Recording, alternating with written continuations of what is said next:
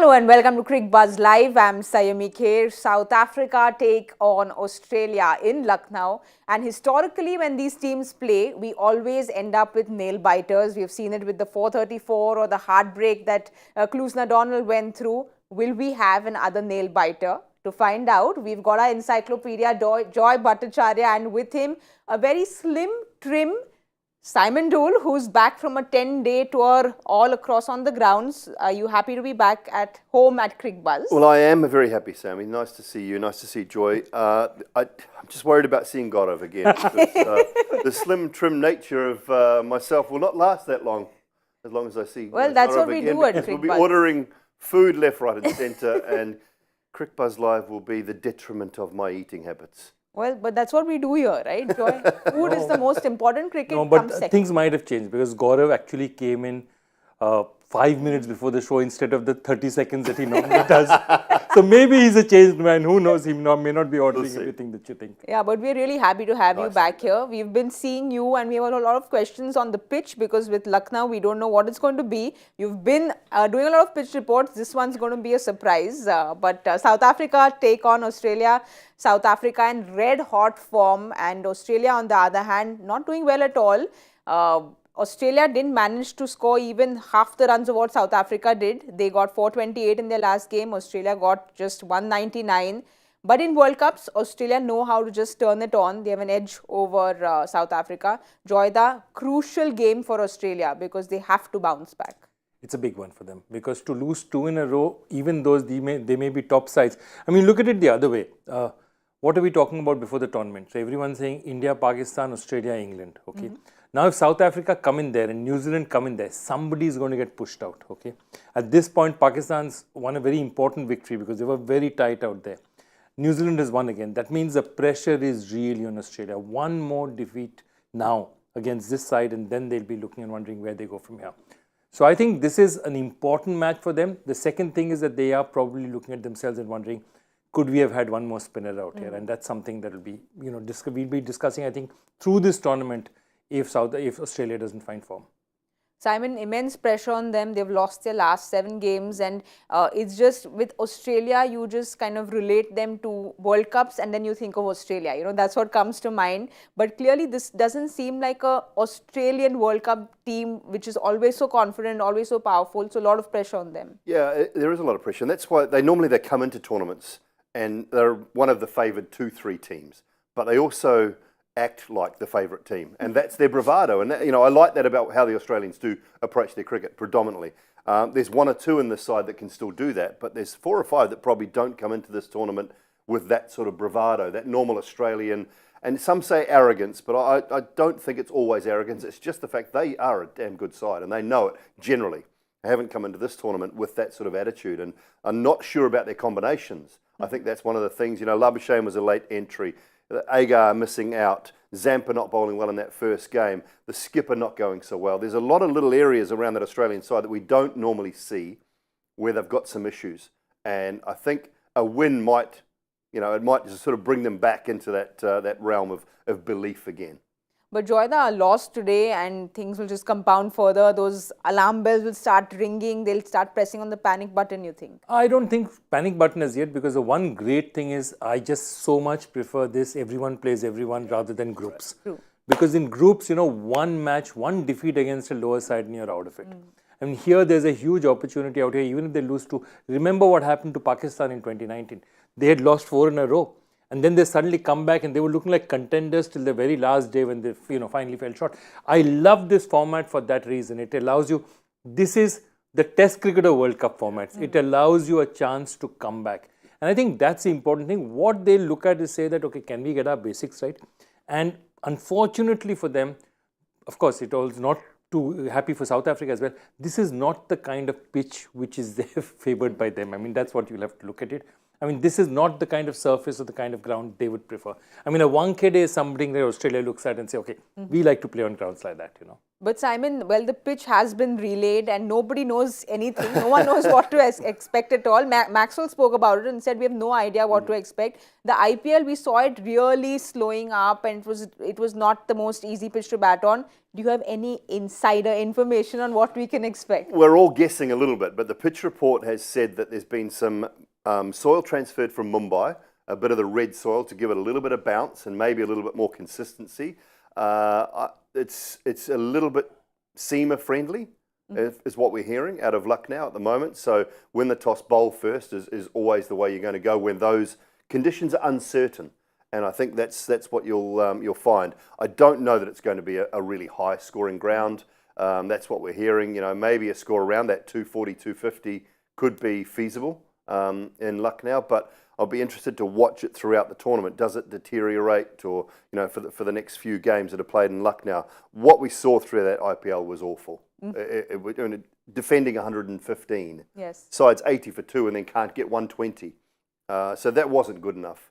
I don't mind if the surface turns, because that tests skill as well. I don't have any issue with a turning pitch, but one that is just underprepared doesn't suit the game of cricket, I don't think. So, yeah, look, it'll seem about a little bit, I think, early on, and there might be some little bit of unevenness about it, but I just hope it plays reasonably well and we get a decent game. Well, Simon said win the toss and bowl first, and Australia have listened to what Simon says, because you have to listen to what Simon says. Australia won the toss. They've decided to bowl first. We'll have a look at their playing 11, but Cam Green sitting, yeah, there we have it. Cam Green sits out, Stoinis in, and Alex Carey is out. Josh English, okay, interesting. Is that a surprise, Joyda? Josh English, Alex Carey, I think there must be an injury or something, a niggle or something, because there's no particular reason he didn't particularly bat badly. I mean, he wasn't, after one match, you don't single out a player like that, okay? Stoinis, definitely, you know, he knows this surface. If he had been fit, he would have anyway played ahead of him. And I think what, you know, it's important to remember that what Simon is actually saying is that on surfaces where you don't know, you always bowl first, because then at least the batsmen have 50 overs to look at it and assess what they can do with it. And of course, dew might play a factor as well. Who knows how much of a factor dew will play. But that's the point, that, you know, where is this red soil? Yeah. I would have so much preferred that, you know, 5-6 games or trial games are played. We get a sense of what this Lucknow pitch is like, because it's like so much of a mystery going into a game. It's not good for cricket, because then so much depends on the toss. But Simon, you feel this 11 seems more like what Australia would like to go ahead with, considering they've got Stoinis back in? Yeah, I think so. I mean, they wanted Stoinis to play that role of maybe, I mean, you know, he's even taking the new ball at times, because he swings that new ball quite a lot more than perhaps a Hazlewood or a Cummins would do in combination with Stark. But I don't see him doing that today. They'll stick with Hazlewood, but he gives him that bowling option, very similar to what Cam Green does. But he gives them the power at the back end and a bit more knowledge about Indian conditions as well. I know Cam Green's had a season in the IPL, but I just think Stoinis offers a little more later on with the bat. The one thing they will miss is Green's slip catching. On a surface like this, if the ball darts around a little bit, his slip catching is exceptional. So that's one thing they may miss a little bit. Inglis in for Carey, I think that was written. You know, Carey hasn't had a great time of it of late. I think that was something they could have done for the first game, for game number 1. Maybe Inglis wasn't quite ready in game number 1, I'm not sure, but I think he's probably now their first choice keeper. You know, Joyda... That's interesting. Sorry. You think so? Yeah, I think so now. Joyda, I am not really quite understood, because, you know, Pat Cummins has been such a great test captain, but he's not been able to really bring that into ODIs. I think he's since October captain 5 out of the 15 ODIs that Australia has played. That's the point. I mean, again, when we are looking at it, we are saying it's so much more difficult in 2023 to discover people's form in ODIs, because we don't play enough ODIs anyway. And if today you give a test captain or a player a chance to say T20, playing a T20 or playing an ODI or a player test match, he'd rather play the other two formats. So what's happening is when players are taking rest, top players are taking rest, they rather say, I'm going to take the rest of the ODIs. So if you're playing 5 out of 15, even if you have injury, this is not his preferred format in that sense of the term. And of course, I think he's a great test bowler, but I don't think, as I said, he bowls well towards the beginning, but you can't give him the new ball because you have, you know, two very accomplished players who come with the new ball. he can't really bowl at the death. So somewhere one of the problems is accommodating the captain's 10 overs somewhere between 20 and 40. Maybe you might give him a couple in the top 10, but between 20 and 40. And that's one thing, because really Cummins has never been, even in T20s, a great death bowler. That's not his skill. And I think that's one of the things that they'll also struggle, because that means when you have a bowler who can only bowl in particular time period, that really puts a limit of how much you can move things around. You know, it's interesting what you say is Pat Cummins went and said that it's not his preferred format. He said that it's much tougher to play ODI cricket. It's almost like you're running 15 kilometers every game is what he said. So he said that especially in Indian conditions, you know, the conditions keep changing. It's extremely flat. It's very rarely does it move around, and you bowl cross seam.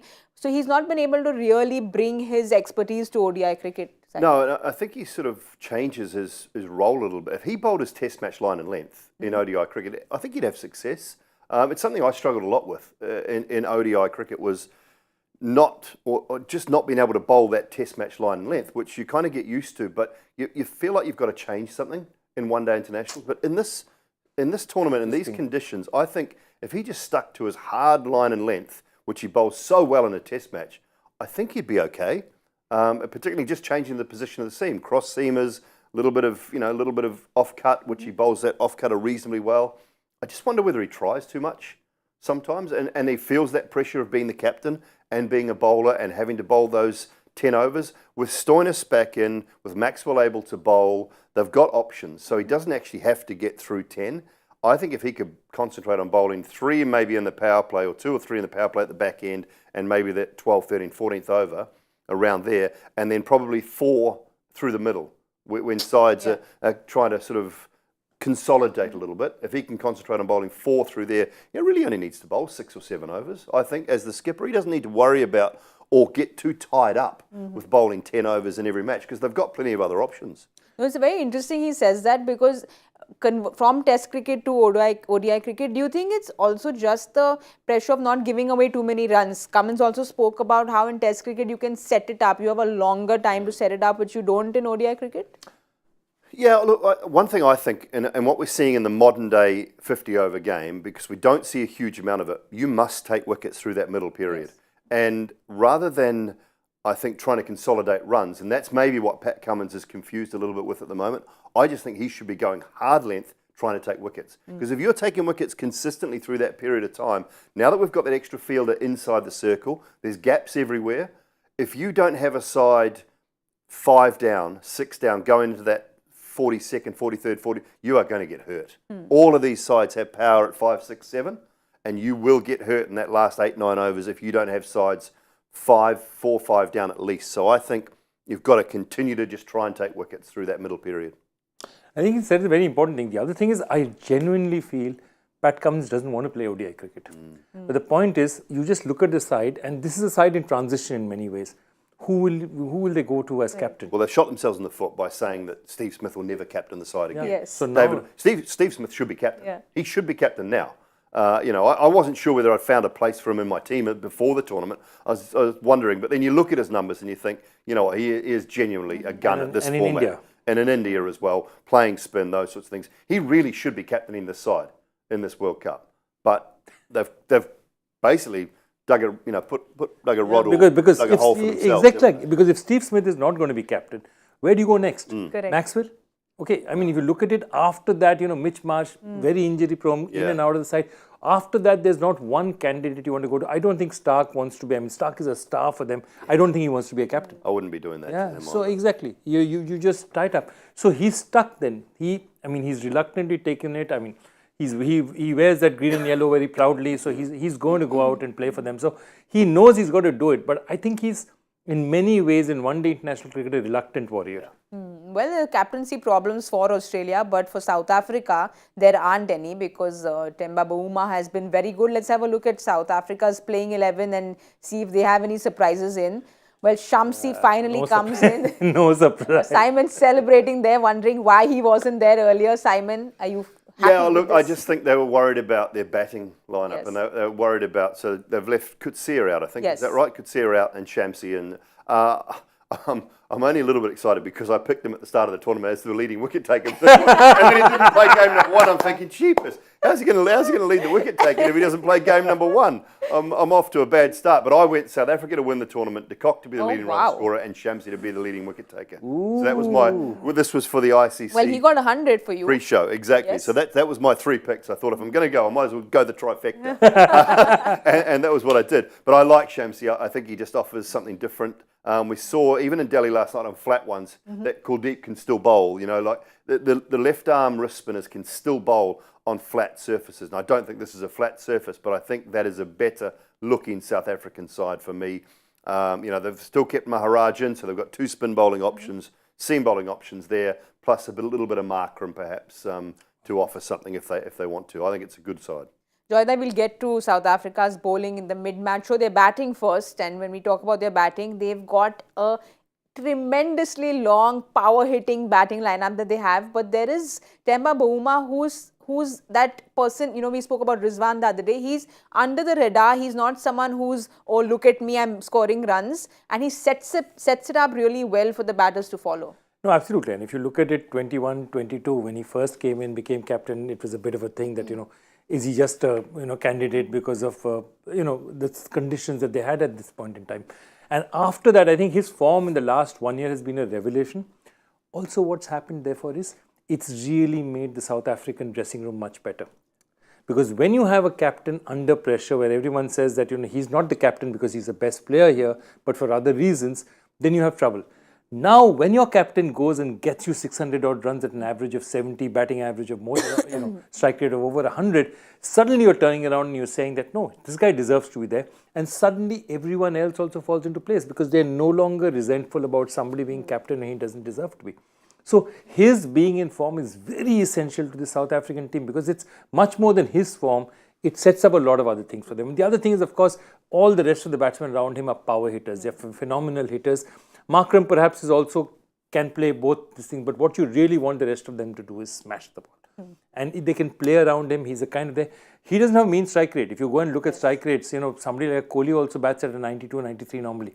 So he's given you a very decent strike rate and a great consistency this year. Yeah, outside of, I think, Bavuma and Van der Dussen, the others have all got impeccable records in the last little while in the Premier League as well. So, that's one of the things, one of the reasons I thought South Africa would have success at this World Cup was because you think about De Kock, a jet, in the T20 format when they play here. Markram, terrific. Classen, awesome. Miller, same sort of thing. Their numbers in this country in the last little while have been phenomenally good. And that's why I thought from a power pack batting lineup, if they could get that Bavuma situation right, which he has in the last 8 to 12 months, they just a side that I think can hurt anyone. It showed the other night against what has to be said, a pretty weak Sri Lankan side. But I don't want to go too hard on them because they're young. They're young lads, and they will be a lot better in 3-4 years' time. So today will be a bigger test for South Africa. We'll see how good they are. But Joyda, you spoke about how his batting form is very important to his captaincy and I think Bavuma has managed to very successfully not let the captaincy pressure come onto his batting. Look, the only worry he has now is what exactly he was doing in the press conference before. That's the only question anyone wants to ask him. Everything, were you? No, I wasn't. Now get on with it. Can we come to the cricket? Did he say he was visualising?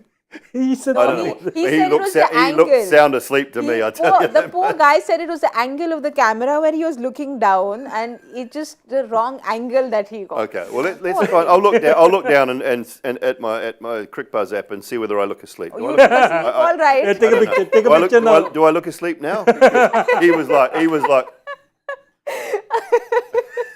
But I think, given the form of the South Africans, that's the toughest question he's faced so far. Yeah. It's the first bouncer, wasn't it? It was the first bouncer of the tournament for him. Poor thing. Well, whether he slept or not, we don't know. But someone who's giving all bowlers sleepless nights is Classen.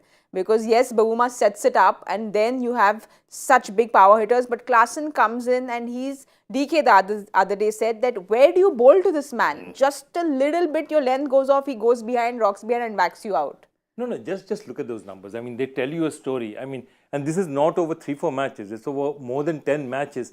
Batting at 151 tells you the kind of strike rate and acceleration he has. And therefore, this was actually Miller territory. Miller was the kind of guy who used to come there and bat at 150, 160. Now with Classen also doing it for them, it gives them a really powerful that 5 and 6. And what, exactly what Simon was saying.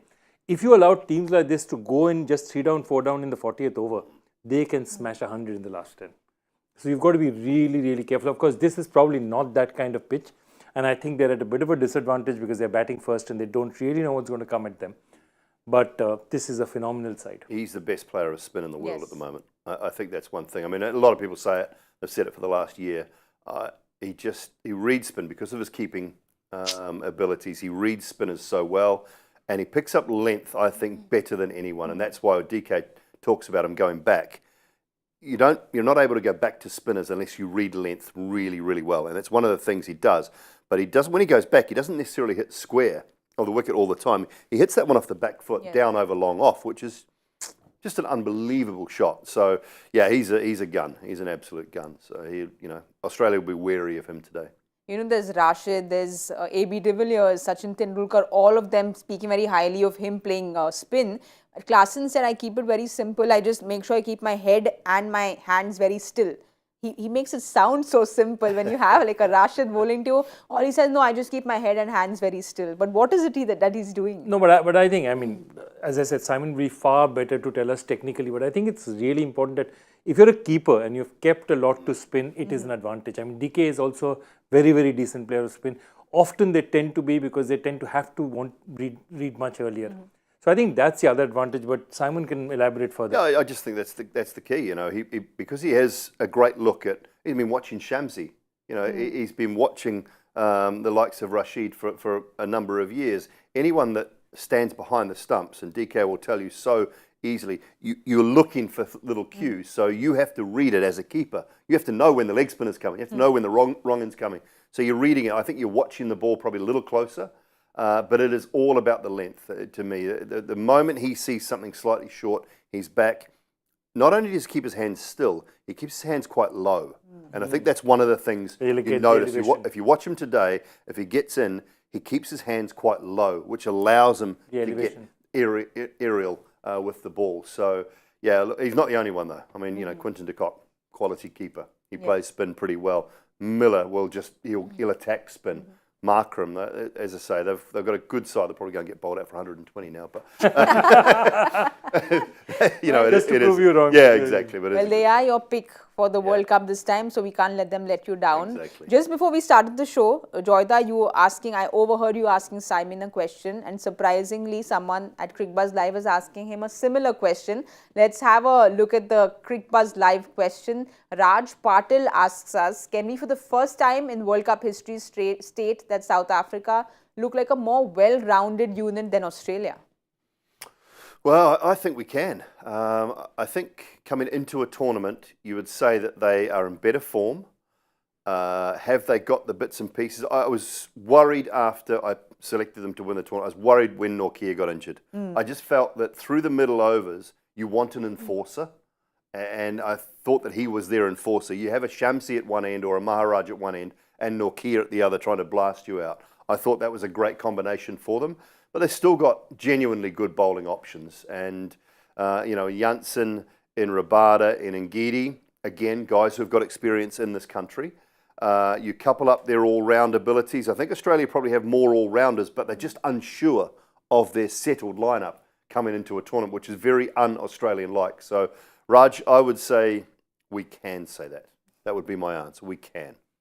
I was just thinking about it, that 99 is probably the last time when you would say the two teams were roughly equal, because I felt they were very equal in 99 because they had so many all-rounders. They had Klusner, who was the man of the tournament. Okay, they had Klusner, Callis, I think Macmillan was still around. They had a great side in terms of the number of players who could do everything. Cronje was, would bowl better. Simcox could bat. So they had a phenomenal side, but in those days they didn't have a Warne. I think they had better all-rounders perhaps in Australia, but they didn't have somebody of the quality of Warne. So that was perhaps even Stevens. This, I think they're slightly ahead at this point, and Nortje would have made it firmly ahead, perhaps because Nortje would have attacked in that 20th to 40th over again. But also in India, considering the conditions, both the spinners that they have in play, that also makes them very well-rounded. Yeah, it does. And Zampa, I mean, he very rarely has a bad game. I don't see him having back-to-back bad games. He had a bad game against India. He wasn't anywhere near where Australia would want him to be. And Maharaj has done well in the last little while. You know, he's had a pretty good time of it in the last 12 months as well. He seems to have figured out the pace to bowl a little more in ODI cricket. And as I say, I think Shamsi just offers that point of difference. He bowls it, or I think Kuldeep now bowls it a little bit more like Shamsi, quicker. And the last year, Kuldeep's success has come around because he's actually bowled it a bit more like Tabraiz Shamsi. So they've got all bases covered, and yeah, they do. Their bowling attack looks very well rounded now that Shamsi is back in for Coetzee. Well, Joyda, Australia have won the toss. They're bowling first, and someone who troubled India quite a bit was Hazlewood the other night, because he was the only one who could get the ball to move around a little bit. So, lot spinning on Hazlewood's shoulders again today if Stark doesn't get that initial movement. Yeah, look, that's my point. I mean, this hasn't been a great World Cup for out-and-out swing bowlers. I mean, Stark, Shaheen Shah Afridi, you know, the guys who we expect to be the stars, perhaps these 2:30 afternoon starts, they're just not getting enough. In the evening, perhaps they'll get a bit more. So, my point is just that this Trent Boult, this has not been a World Cup for swing bowlers. But what he gives you is a particular type of unerring length, a very, you know, Magra kind of length and line, which just pins you down in a particular place. And that's why he's such a great three-format bowler. I mean, he does everything for you. And what you're going to see, it's very difficult again to hit him off his length. It's very difficult to stop him from getting it exactly there at the same space. And I think those are the kind of qualities that are important to them, because as you said, this is an Australian side. I wouldn't say they're in transition as much as they're in disarray. You know, perhaps injuries, they've not played together, they've not got their act together, they've lost 9 of their last 10 matches. So that's what, they haven't got their head together. And he's one steady component. Okay, he's like a metronome. He goes there, pitches it up, does it, you know. More of a tournament maybe for that type of bowler. We saw Reece Topley the other night, Yes. just into the surface, a little bit of bounce. From New Zealand's point of view, Matt Henry's got 3 and 3 against England and the Netherlands. So just those seam bowlers that hit the surface, and that's what I was saying, coming back to Pat Cummins, that's what I'd like to see him maybe just do more of, rather than try to get too funky. Just hit that line and length hard, which is something that Josh Hazlewood has done, but he again has learnt it from, in Chennai. He's learnt it from MS. He's had that sort of schooling in the last couple of years to be able to do that. But you mentioned that we should be seeing a little bit of seam movement today, so that makes him even more dangerous today. Yeah, he's a gun. He really is. He's one of the best bowlers in world cricket, I think, across all 3 formats, Josh Hazlewood. He hits that line. He hits the one they bowled to Rohit the other night. I mean, very few opening batters are going to, right-handers are not going to get out to that. I mean, it's just, not only is it hitting and nipping back, but it's doing it at pace. It's doing it at late 130s and from a height. Look, it was a terrific delivery, and if he can continue to just hit that line and length, he will cause all sorts of problems today. And what we think about this surface is it's going to it'll be difficult. Look for him to just run them across de Kock. He'll trouble Bavuma, being quite a short in stature player. It might be a very difficult first 8-10 overs for South Africa. Well, Joyda, we have, I think, 2 minutes for the game to start, so we have to do the 2 most important things of our show. Is one, answer your question. So please go for it. It's all yours. It's a simple one today. Simon's just come. What did Don Bradman do just once against India? Sunil Gavaskar twice against the West Indies, and Rohit and Virat once each against South Africa and Australia respectively. Easy one, he says, Simon. Do you have any clue at all? I think he does actually. I think he does. I won't give it away. He's not going to give it away. I won't give it away. All right, Simon's playing the poker face card right now. He's not going to give it away, so he says, but he will have to give it away with the prediction scores, because that again is a tradition, very important. You know how important it is, Simon. Yeah, so and this is the kind of pitch where you can get it 100 wrong. Yeah. I need exactly where they're playing. I need some luck now. Oh, well played. With my guess. I need some Lucknow. luck now with my guess, because who knows? We don't know the surface. We don't know. Are we talking first 10 or are we talking whole match? No, we're talking about the first innings. Oh my goodness me. I'm going to say 275. He's plucked it out of the air. He's just plucked it. For no reason whatsoever. Joyda, I'm going second because you're the senior most member on our panel today. So I'm going to go second. 275. I'm going to go with 242. Ooh, going low. There's a gap. Yeah, I'm going to go in there. I normally don't like going into gaps, but I think I'll go. Rohan Kanai once scored 256 in India. I think it's a very nice number for a score. 256 then. So it looks like, from our predictions, it doesn't look like it's going to be a very high scoring game. We'll have a look at both the playing 11s again. If you can see, Australia's playing 11 first, and those two, like we said, those two changes, we are hoping for an exciting game because it's South Africa versus Australia. Let's also have a look at South Africa's playing 11. Just that one change with Shamsi coming in. We have our predictions in, we have Joyda's question in. You all know what you'll have to do, answer his questions and hope that one of our prediction comes right. That's all for now, but don't forget to join us at the 15 over point at the Cricbuzz Combox, and we will have Simon go and eat his risotto now because he's come back to Cricbuzz. So we'll see you soon. We'll see you at the 15 over point.